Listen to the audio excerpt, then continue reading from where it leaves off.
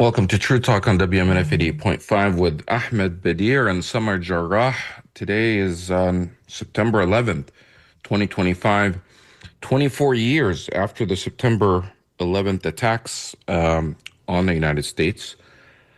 Many years later, this many years, over 2 decades later, many of those files are still sealed, and it's still a topic of discussion as we remember those that were killed on that day and the aftermath of them and the ongoing wars, the forever wars that have continued since.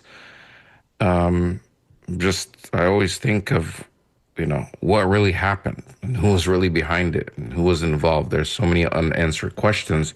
Definitely, what has been released so far is not the full story because there's so much that's still sealed and people are still asking questions about it. Summer, September 11th had a huge impact on both of our lives. So, how Assalamu are you alaikum. remembering this day? Assalamu alaikum, Ahmed. Usually I get quite anxious before it, but there are so many things happening in the world and in the USA that I'm anxious all over the place from, of course, what is happening in Gaza, but also this military attack on Qatar, which is like an independent nation state that was involved with finding a way to bring the hostages home, to end the war, bring aid to Gazans. And at the same time, the assassination yesterday of Kirk, the influencer. So comes, whenever I feel that we are healing as a nation, as people, something happens and reminds me that there is so much evil out there in the world and there is so much, I don't know what to say, but yes, of course, it changed my life and your life, and it introduced me to you. And I have known you now for almost 24 years because of. You might want to clarify what do you mean by introduce you to me? I guess because we had nothing. It just, yeah, some No, people. I mean, did I know you before September 11th? No, we did not know Okay, each other. okay, But in that's general, what you mean, I think what you meant was that, like you, um, I became a lot more involved in my community. I mean, for those that are just new to our show or haven't listened to us before, Samar and I are both Muslim. We're both American. We're both Arab Americans. And of course, 9/11 had a huge impact on Americans in general, but specifically for Muslims and Arabs, there was a backlash after 9/11. Muslim Americans and Arab Americans were treated as somehow as suspect, and many were rounded up, and people were attacked, and there was this backlash and finger pointing, and people that were somehow blaming Muslims and Islam for the attacks of 9/11, because that's what they were seeing on television, and for me, that actually motivated me to get more involved in my community, to stand up and defend our community. And I ended up getting more involved as far as volunteering. I eventually, started a um, a civil rights organization in the area that's still going strong today. It's a chapter of the national organization called Council on American Islamic Relations, and I did that for a number of years. I never imagined I would be doing that kind of work, and what did you, yeah. that's what I wanted to know because I saw a picture of you with long hair and the total opposite of you today. Like what was your profession or what were you Before doing? I was in IT, I was in IT. I worked actually for an IT company that went bankrupt, and I was laid off. And then I joined, did some business, and but I was in the IT field, and I had my own company. And then 9/11 happened, and at that time I had just started. I was 20 something, maybe 26, 25. and I had just started getting more involved in the mosque. I was kind of trying to find myself. This is before 9/11. So when 9/11 happened, and a lot of media started coming and wanting to ask questions about the Muslim community and their reaction and stuff. A lot of the elders that were in the mosque. I was like one of the youngest people attending or going to the masjid. Masjid is Arabic for mosque, which is a Muslim house of worship. So the older people, especially like the immigrants, they asked me to speak to the media because they didn't want to deal with them. They kind of had a language barrier and they're kind of afraid of speaking to them. So I didn't know any better. I didn't really have much experience with the media. So I said, why not? I talked to them, ended up doing an interview, and it ended up being on the front page of the local, at the time it was called the St. Petersburg Times, Tampa Bay Times now. And it was a front page like article about the Muslims of Tampa, but specifically featuring me.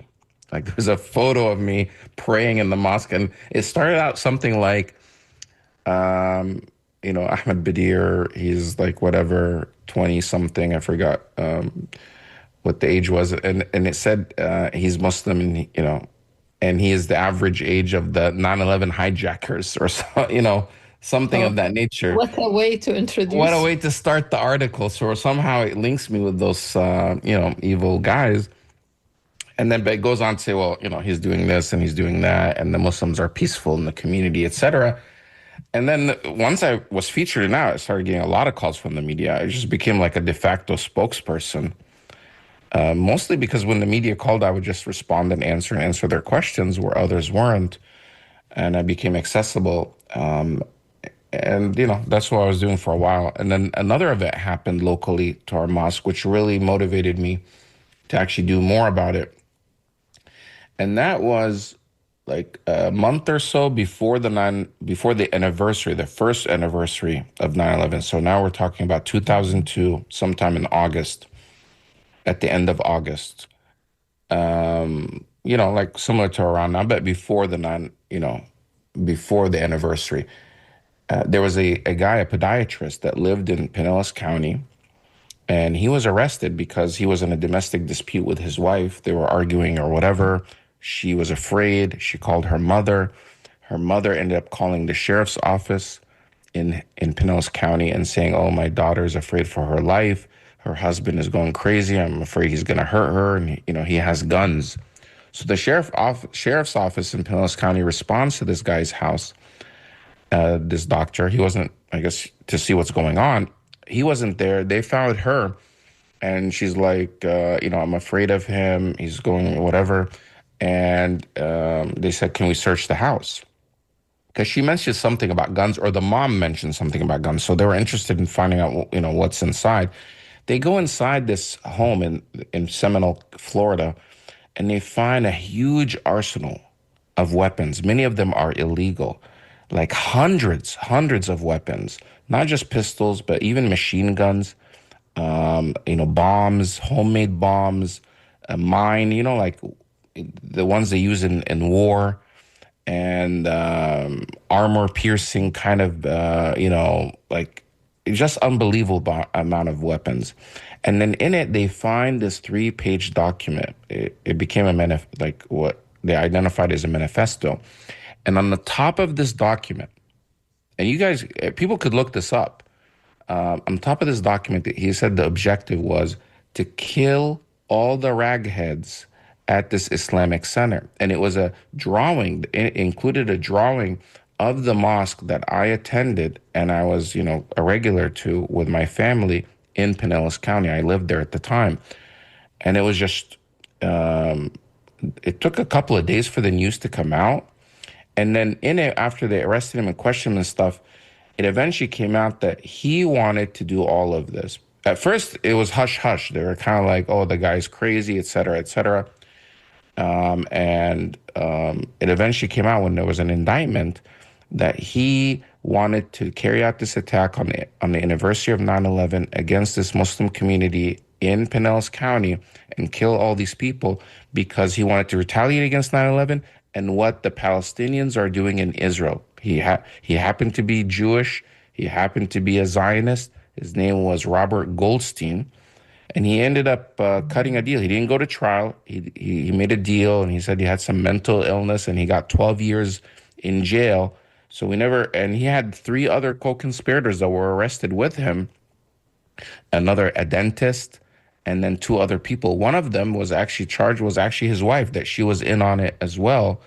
And so after we saw that this guy wanted to kill all of us at this Islamic center, and he had a list of 50 other mosques that he wanted to carry this out in, that was really shocking to me and was a huge turning point. I kind of dedicated my time and my life from there on to defend the community, and I got, started this civil rights organization. But can you imagine? I know, sorry, I'm going on a really long time, but for a while here, but it had a huge impact on me because here's this guy, ordinary guy, professional, that's working in a community as a doctor, and he had this such hatred for us that he wanted to kill all of us. In fact, on his manifesto, him and his co-conspirator, I think his name was Michael Hardy, he was a dentist in Tampa. They were going to hide in the bushes, and when the paramedics came to save the Muslims that were attacked by this, bombing, they were going to kill them by shooting them, so they can prevent them from helping the Muslims. So they're going to even shoot the paramedics. Oh That's my, how detailed this plan was. Very few people even hear about it because the media didn't make a big deal about it. no. Meanwhile, they only talk about Muslim terrorists, but they don't talk about these Zionist terrorists that were living with us because it didn't fit the narrative. And instead of going to trial in Tampa, they did a deal, and he came out 12 years later, and he was on probation. And guess what? He got arrested again for weapons possessions, and then he went for jail. So I stopped following. I think he's in Boca Raton now. I don't know if he's released or is in jail, but he had two other incidences even after being released. And the fear was, is he going to come after us at some point, in the future? Wow, Ahmed, yes, I remember that the media hardly was covering the news because at the time, what fit the scenario was just there are only one evil people out there and they are the Muslim. But the same thing happened to me. Our local paper had published this op-ed that I think was published all over America. Most newspapers, local newspapers, why they hate us. And this was a very disturbing article or an op ed that labeled Muslims as jealous, backward, retarded, no civilization, no culture, no passion, no compassion, and we're just jealous from democracy. Like, that's why we kill. And there Yeah. wasn't a very clear cut distinction between me as Samar or my husband and a terrorist or Osama bin Laden. So I called the newspaper and I said, this the publication of this op-ed puts me and anyone in this community in danger.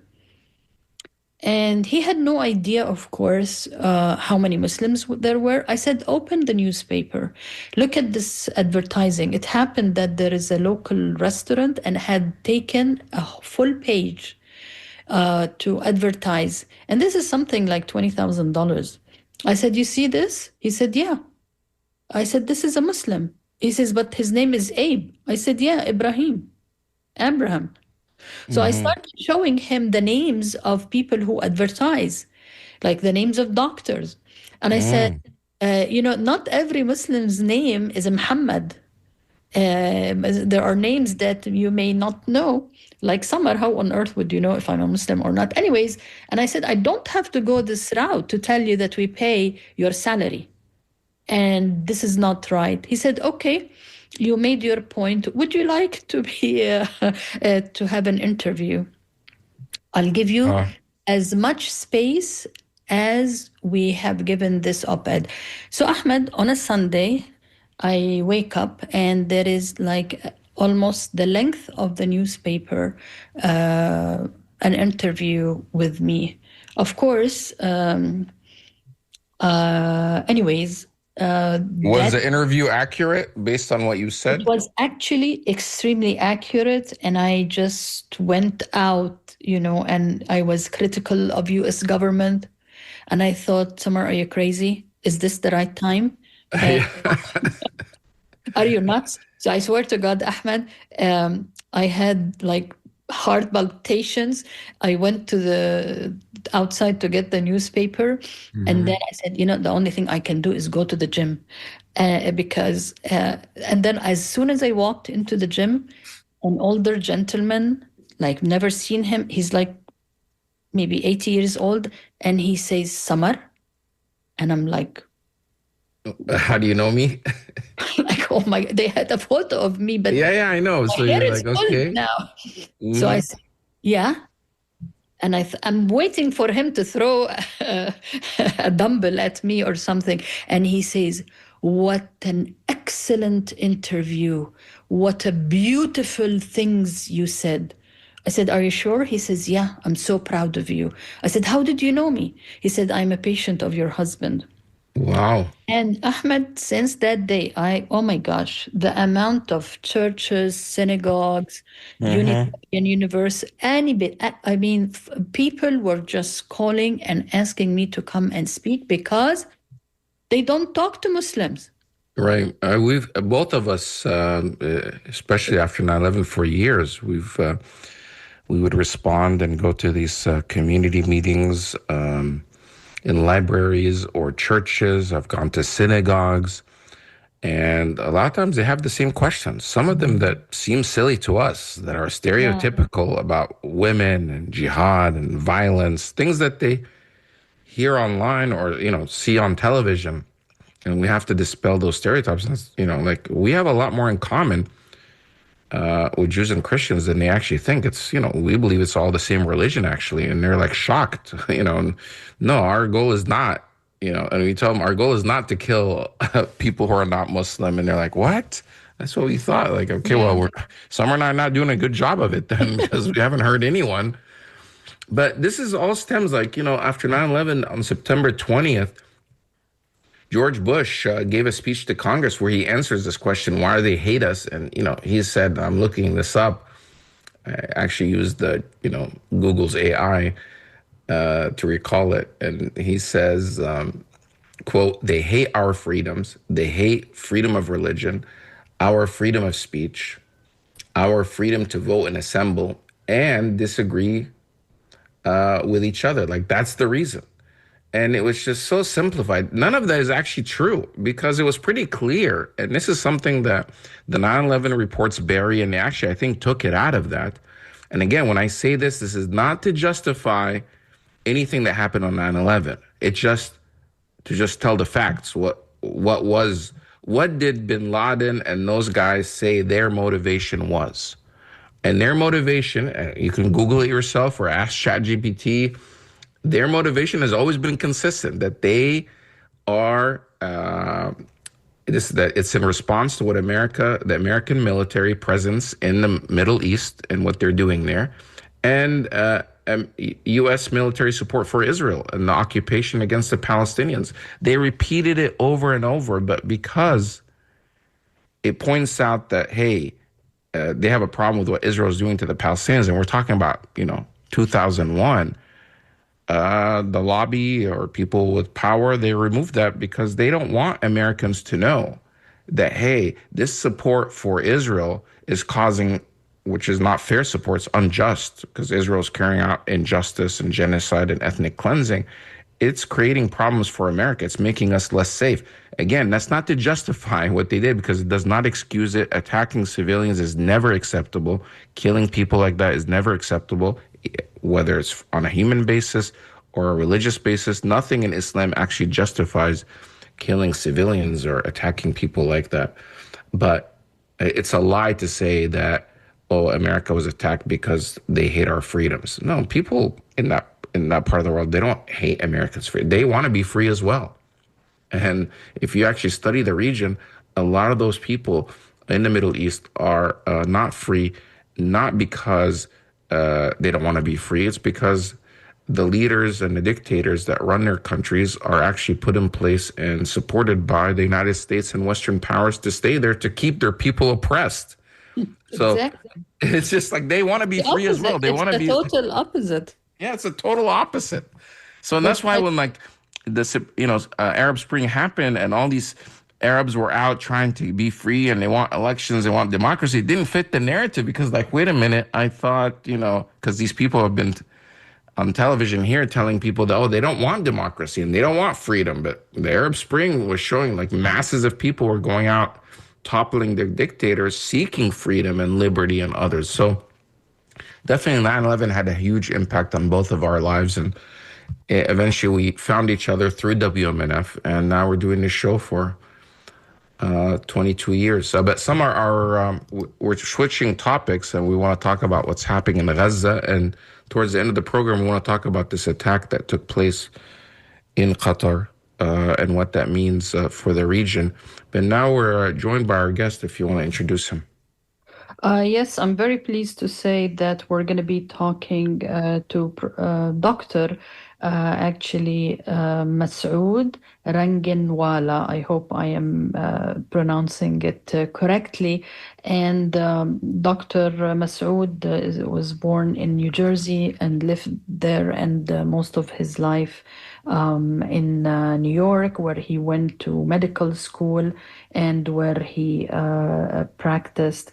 And he went on a medical mission to Gaza and to the Palestinian occupied territories for almost, I think, 2.5 weeks in late July through early August. And he worked with healthcare professionals and local physicians. Also, internationals who come from all over the world to try and go to the emergency rooms at Al Shifa Hospital in Gaza City and Al Aqsa Hospital. Good to have you, Dr. Masoud, on True Talk. Thanks for having me. Dr. Masoud, how did you think of going to a war zone? I mean, Gaza is not like going, volunteering. I know there are so many medical missions that go all over the world, but Gaza in particular is like a war zone where nothing is a taboo. Israel can bomb schools, hospitals, clinics, kill doctors, kill physicians. How did you end up going there? That's a very good question. Actually, my wife was actually a very important in terms of encouraging me to go. Actually, yeah, I mean, it's humanitarian disaster zone there, and we see what's happening. However, I've been in contact with many colleagues, or a few colleagues, like Dr. Bilal and Dr. Farhan from Dallas, and they've actually been to Gaza a few times. And there's been others as well who've been there more than once. There is a little bit of zone of protection for the international physicians who do go there. You go in an armored vehicle, you do from hospital to hospital, you basically go through vehicles which are, before you sort of travel between cities, because that's actually very dangerous. I mean, like it's open to getting bombed anywhere you basically travel, particularly if you're in a truck or not. But basically get a green light from the Israeli army that you can travel. However, yeah, as you mentioned, I mean, everything is. There's no guarantee, even as we've seen recently, about a week or so ago, that Nasser Hospital, 3 missiles, uh, were shot there and killed scores of, or what, 20 people or so. Obviously, they were aiming at journalists, but even after the first attack, there was 2 additional missiles. There was, it is a war zone. But again, the encouragement was, I'm an emergency physician. Physicians in general, they pride themselves, or many, that, oh yeah, we're doing this to save lives. But What about those people who are suffering, who are like, there? I mean, if I'm true to that, um, the onus is on me at least to do something, not just from the luxury of my own home or from an emergency room where we're treating people who are much more better status. So a lot of thought was put there, but once I decided, and actually my wife was instrumental in encouraging me, and I have no regrets actually. In fact, I hope to go back to Gaza in the future. So tell us, Dr. Masoud, when you went there, was it anything like you expected? I mean, I'm sure you follow the news, you see what the Palestinians and Arab media would be showing. Was it like you expected? No, the pictures and the columns and the news do not do justice with what's going on. It's much worse on the ground. Everyone is suffering, some more than others. And it's devastating because all the people who I treated and my colleagues, all of them are civilians. I mean, there's this blanket thing every time, like when there's a bombing, that there's Hamas there, Hamas there. I didn't see any Hamas. They're all civilians, and most of them are young. Many of them are children. Most, at least when I was there, unfortunately now things have probably shifted a bit more to bombings and explosions. But before, when I was there, just as we were just leaving, the Israel parliament approved the takeover of Gaza City, which is already, 80% destroyed. I mean, to say that we're going to destroy it, how much more can you destroy something which has already been 80% destroyed? I don't get that. I mean, it's just like, and people are, vast majority of people have lost their homes. They've lost everything. And those who have not, the buildings that are partially or destroyed or not suitable for habitations, where there's not even, like, they're living 4 or 5 stories up and there's not even any walls. But still, that beats being in a tent in near 100-degree weather where there's no water, there's no electricity. And this is a situation in the people of Gaza. Particularly, again, I was in Gaza City. That's the main hub. That's like 1 million plus Palestinians who are 80% of, they're basically living out of tents and destroyed homes. Dr. Masoud, when we look at pictures of physicians and nurses, and there is one particular doctor that I know, he is in the north. The other day he sent me a picture. He's emaciated. Like, was there any food? Did you take any supplies? How is the situation of the medical staff in these hospitals that you saw? So, obviously, we know there's widespread famine going. The blockade is having devastating effects on all of Gaza. Whether you're poor or rich, whether you're a doctor or not doctor, whether you're living out of a tent or still have a home. Across the board, the price of wheat and flour is super high, and most people cannot afford it. And everyone has lost 20, 25 pounds across the board. But again, those who have nothing, and they're literally, they're the ones who are forced to try to get the grain from these trucks entering. And again, I'm not sure how many trucks enter, but if you don't have 500 per day, it's leading to this catastrophe right now. But what we see as an ER doc and the other surgeons, these people who came in wounded from these aid entry points where they're trying to get grain because they're forced to. If you're in a state of starvation and you have nothing, your family has nothing, I'm not going to blame them if they want to try to get flour from these trucks which are passing by. And at the same time, they're being shot point blank by the Israeli army and by tanks. Many of the injuries basically were from shrapnel. Shrapnel doesn't come from guns. It comes from tanks. Devastating injuries. And these are teenagers. These are people in their 20s. The vast majority, because they're the ones who are physically able, even though they're bones, they're physically able to maybe get some grain for themselves and for their family. And this is, again, same same situation again and again. We're having these mass casualty incidents, and we could even time it at the hospitals when they're going to be coming in, because that's when the aid trucks, the few that Israel allows to enter, go through, and we have these casualties from, again, just being shot at because they're starving, and it's really like these are war crimes. I mean, these are all civilians, all young people, horrific injuries from head to toe. You're just joining us. This is True Talk on WMNF 88.5 or on the True Talk podcast. We're speaking to Dr. Masoud Aranganwala.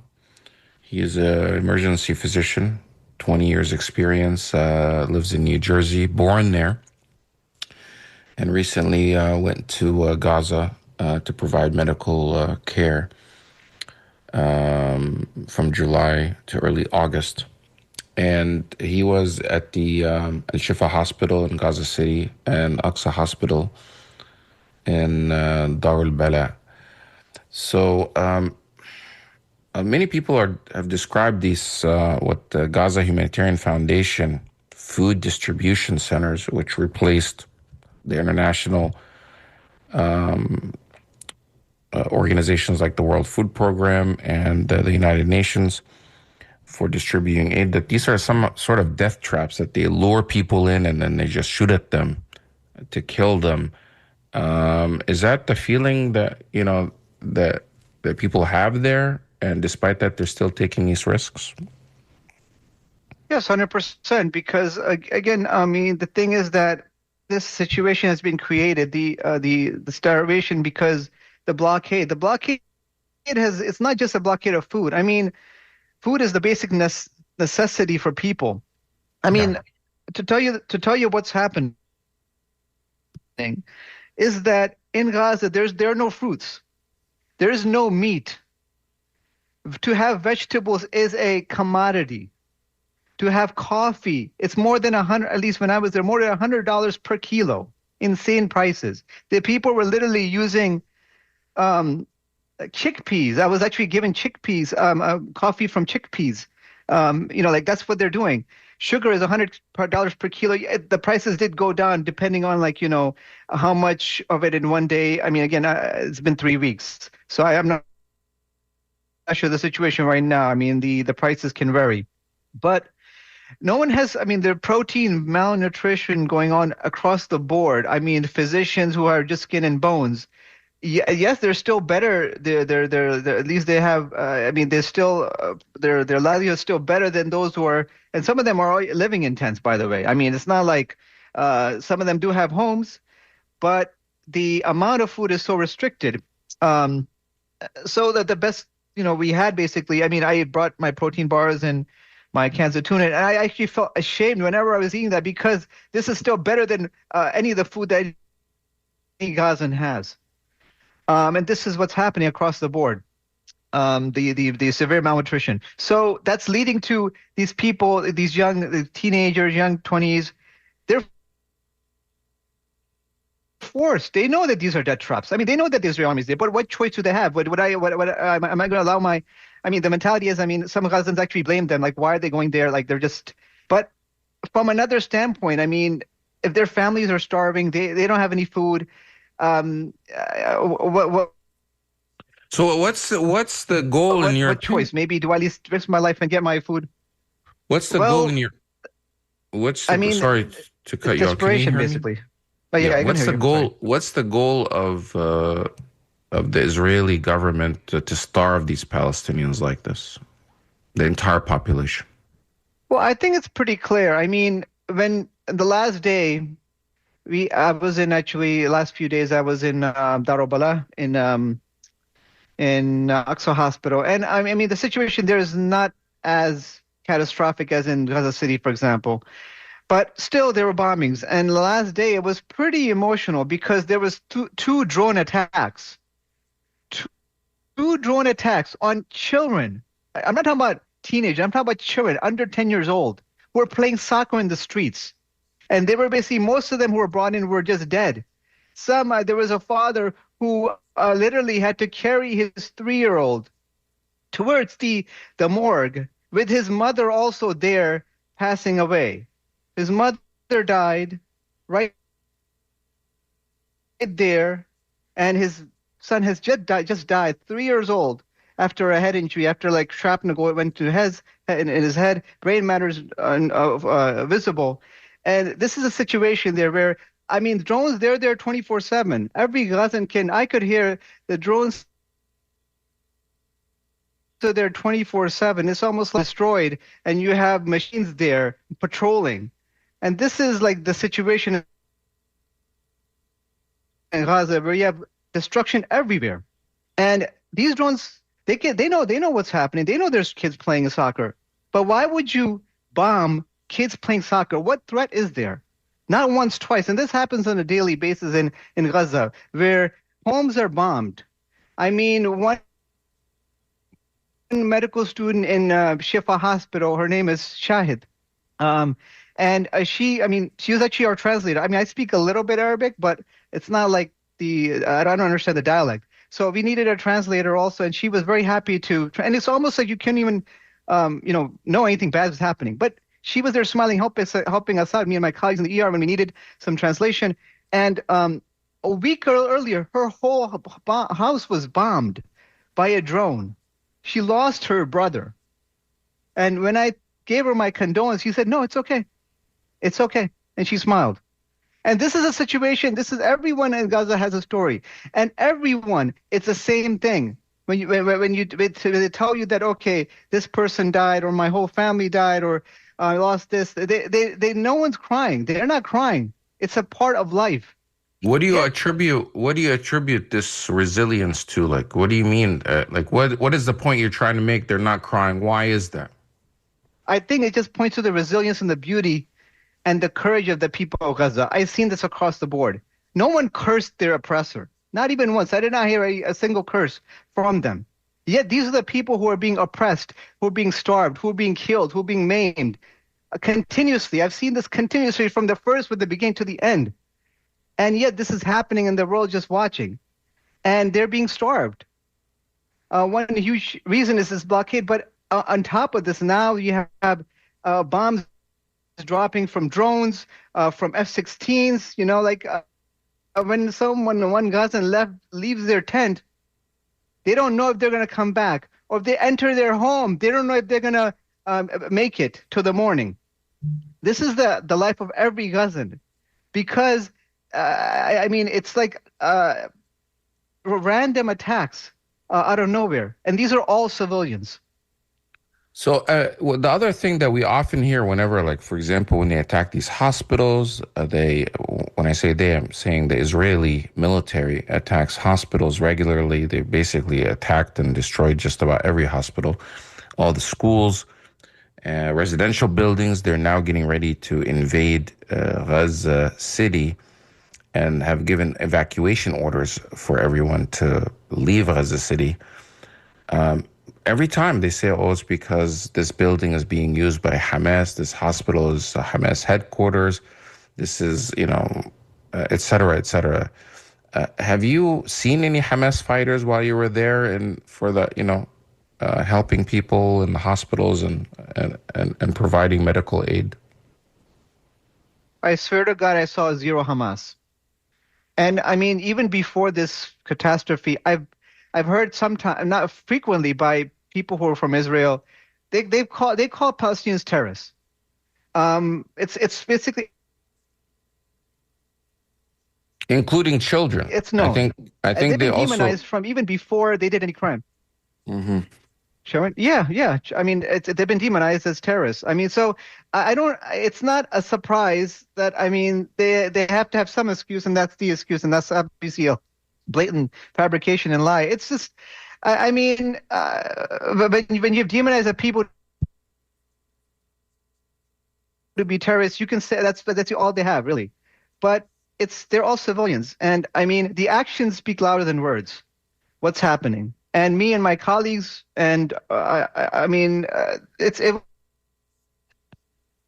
was clear every day.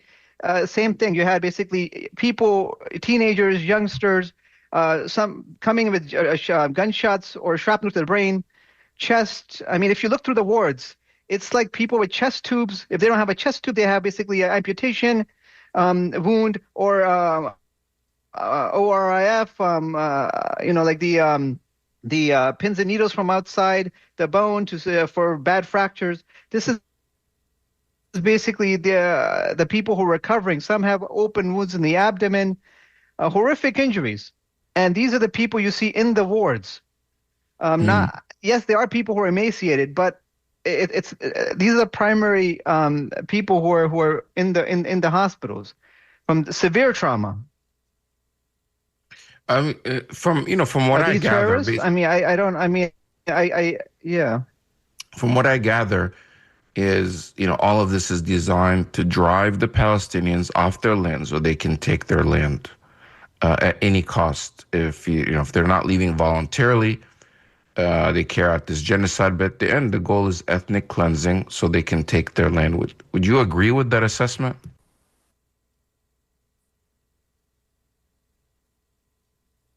It's pretty clear. I mean, to the new campaign to wipe out Gaza City. If you look at Gaza City, it's already 80% destroyed. How much destruction can you cause a city which has already been, decapitated? I mean, there's still people living there, surviving from the ashes, from the rubble, and trying to live. That's the goal of the Gazan people. They live day to day, not like us from years to years. We can plan. They live day to day, and they're already homeless. I mean, it's pretty clear that they want to make everyone homeless, and drive them out as well. It's very. As I was leaving, I was really very. It was a state of sadness because I'm like I didn't do much at all. I don't even know what I did because maybe I may have helped someone for a short period of time.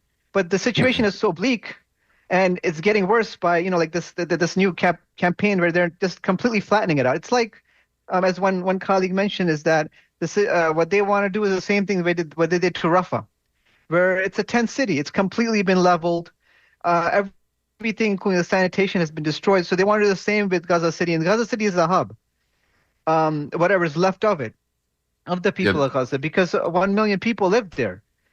And it's, yes, of course, it's nothing more than, clearly it's ethnic cleansing and much worse. I mean, they say, okay, you have to get out. Get out from where? Where are they going to go? I mean, there's only one road which is going to lead to the shore, and it's littered with tents from tents. I don't know where they can go. So the people of Gaza I don't know much about the history and the geography. I've just been there for like 2.5 weeks, even though it seemed like a month. But from an outsider, I don't know where they can even go. Yeah, you're right. I don't think there's any place to go. And it's sad that the international community is just watching all this massacres and death and destruction happen, and they're not doing anything to stop it. Dr. Masoud Rangiwala, thank you for joining us, and thank you for taking the time to speak to us today, and traveling to Gaza and helping those that need it the most, risking your own life. We commend you for doing that.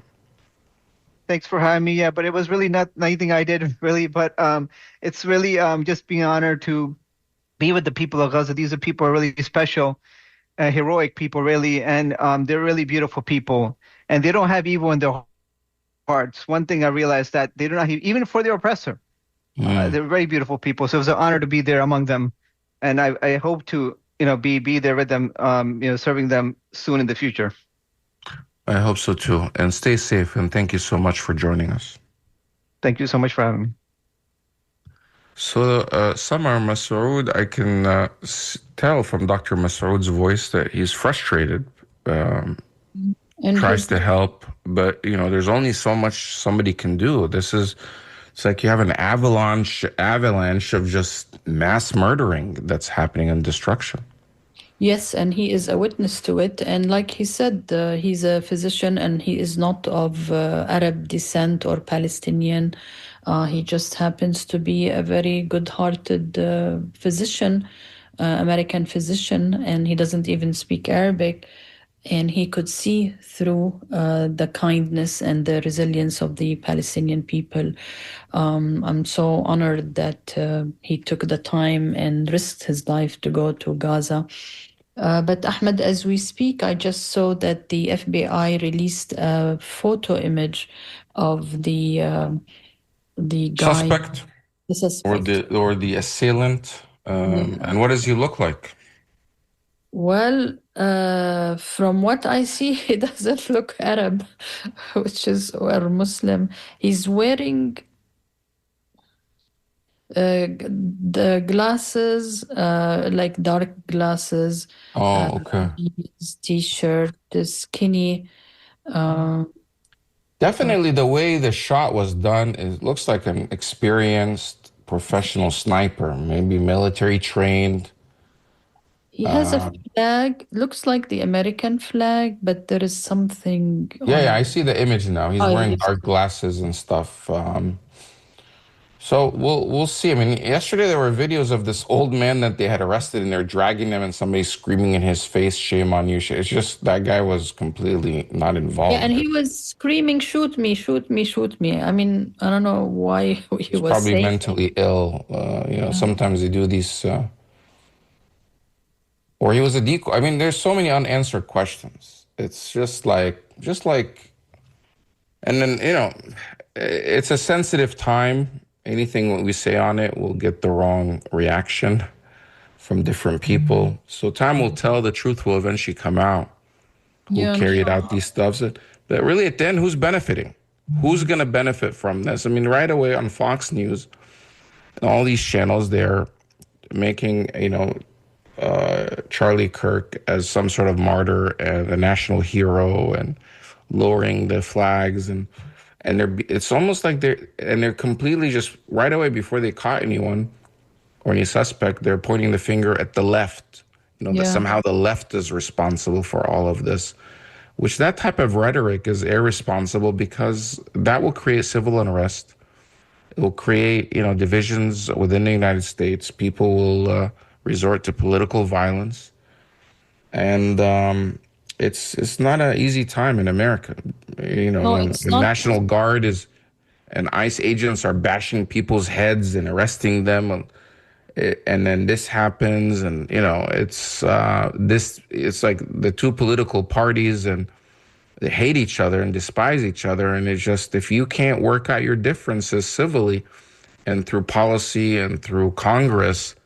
I mean, one time I remember a member of Congress saying that Congress is a substitute for violence. And if there was no political system and there's no Congress or legislative body or democracy in America, the alternative will be violence. That's what it used to be.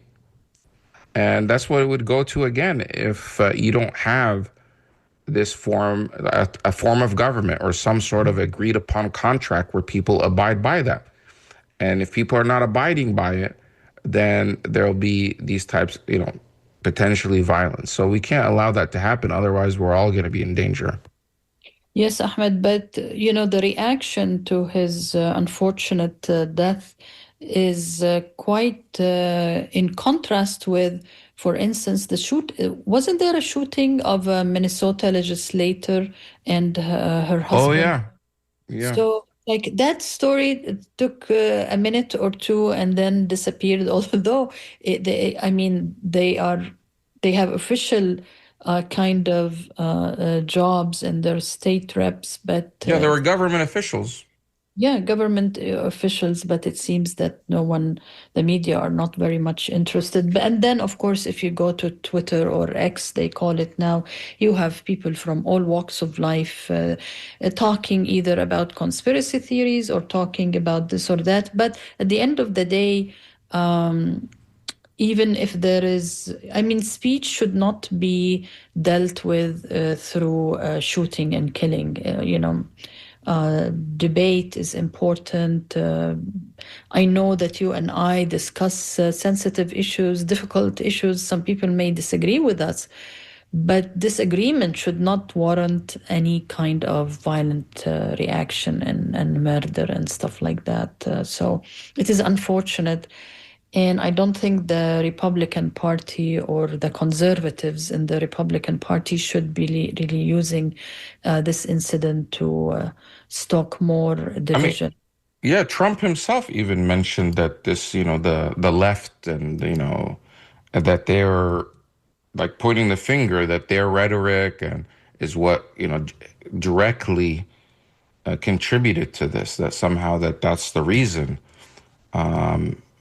I mean, you have a lot of people on the right that are also, invoking violence and incitement and things, but somehow, so it's really dangerous territory when that becomes the rhetoric. I mean, a president, government officials should be bringing people together and not furthering divide and pointing the finger. And, I heard from a professor today who was at a campus and said that some of the students did not show up to work, I mean, to class, and they were like kind of the left-leaning students, and he interpreted it as that, they're probably afraid to go to school, because fearing backlash because of the rhetoric that exists.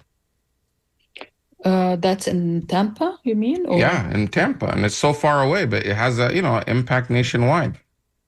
Yes, and the Uh, fact that this happened in a college campus really is very disturbing because, US colleges are the places where you have debate and you have different clubs and you have different lectures and people coming from outside universities to lecture. I mean, I have been invited to Texas and to different states to speak at colleges when I published my book in English. And to think that somebody might be armed and can shoot you because you are different or saying something different is very scary, yeah, especially in a college setting. and like you mentioned earlier, the Minnesota shooting of the elected officials or government officials, and some of them former. The shooter in that situation was a guy who dressed as a police officer, and he targeted Democrats. And, his political ideology seemed to be like, leaning on the right with no ties to the left or anything. But again, that got coverage for a day or two, but nothing like this. So, and it's not like left-leaning stations or MSNBC was, trying to somehow turn the victims into some sort of martyrs. But definitely you see that with Fox News and others that are kind of exploiting the situation uh, without even having a suspect in place to do all the speculation that, oh, it's the left. And that's really dangerous. That's, so you don't really know. And at the end, who's going to benefit from this? Just like after the events of 9/11, when that was carried out, and there's still so many unanswered questions. Right away, a certain group exploited that, mainly the neocons, and used it as a way to go to war and settle scores against Iraq and Afghanistan and other places, and carrying out all these wars in the Middle East that had nothing to do with 9/11. Saddam Hussein had nothing to do with 9/11. And we're still, the world is still trying to recover from those wars. And the United States is now trillions of dollars in debt because of those wars, the war on terror, that many of the places that they went and bombed and attacked and invaded had nothing to do with 9/11. Did not have any hijack. None of the hijackers came from those countries.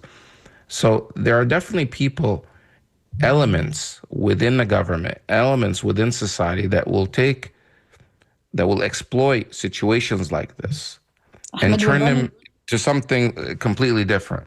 we're running out of time, and I just wanted to mention what happened in Qatar, an independent nation state that has one of the largest US bases in the Gulf region, was attacked by Israel to Yeah, kill definitely. And the very I think team that we is want to talk about that negotiating. next week because we're kind of out of time. But you have about 20 seconds. So what is Yeah, your comment?